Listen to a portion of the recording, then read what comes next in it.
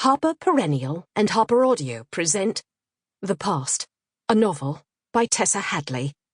Performed by Antonia Beamish. Part 1. The Present. Chapter 1. Alice was the first to arrive, but she discovered as she stood at the front door that she had forgotten her key. The noise of their taxi receding, like an insect burrowing between the hills, was the only sound at first in the still afternoon, until their ears got used to other sounds.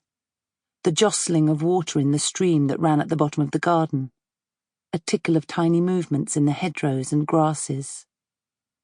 At least it was an afternoon of balmy warmth, its sunlight diffused because the air was dense with seed floss, transparent winged midges, pollen. Light flickered on the grass, and under the silver birch leaf shadows shifted, blotting their penny shapes upon one another. Searching through her bag, Alice put on a show of amusement and scatty self-deprecation. She was famously hopeless with keys. She had come with a young man who was her ex-boyfriend's son, and on the train she had been preoccupied with the question of what stage of life she was at, whether people seeing them would think Kazim was her lover or her child, though he wasn't either. Now he walked away from her around the house without saying anything, and she thought that this mishap with the keys had shriveled her in his opinion. He was bored already. They were in the country, in the middle of nowhere, with no way back. The house was set behind a cluster of houses on a no-through road, where there was no cafe or pub or even shop where they could pass the time. Behind her smiles, she raged at Kazim for a moment. She wished now that she hadn't brought him. It had been a careless suggestion in a moment of feeling bountiful, having this place to offer. She hadn't really expected him to take her up on it, and had been flattered when he did. But if she had been alone, the keys wouldn't have mattered.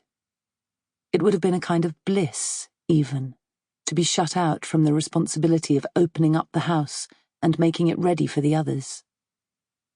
She could have dropped onto the grass in the sunshine. She could have let go her eternal vigilance and fallen deep down here in this place, Kinkton, of all places, into sleep, the real thing, the sleep that she was always seeking for and could never quite get. Alice was 46, dark, soft, concentrated yet indefinite. She could look like a different person in different photographs. Her complex personality was diffuse, always flying away in different directions, like her fine hair, which a man had once described as prune-coloured.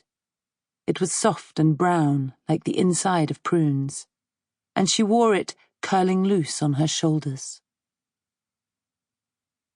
The house was a white cube 2 stories high, wrapped round on all 4 sides by garden, with French windows and a veranda at the back, and a lawn sloping to a stream. The walls inside were mottled with brown damp. There was no central heating, and the roof leaked.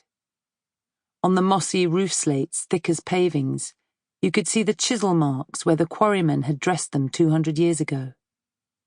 Alice and Kazim stood peering through the French windows. The interior seemed to be a vision of another world, its stillness pregnant with meaning, like a room seen in a mirror. The rooms were still furnished with her grandparents' furniture. Wallpaper glimmered silvery behind the spindly chairs, upright black-lacquered piano and bureau.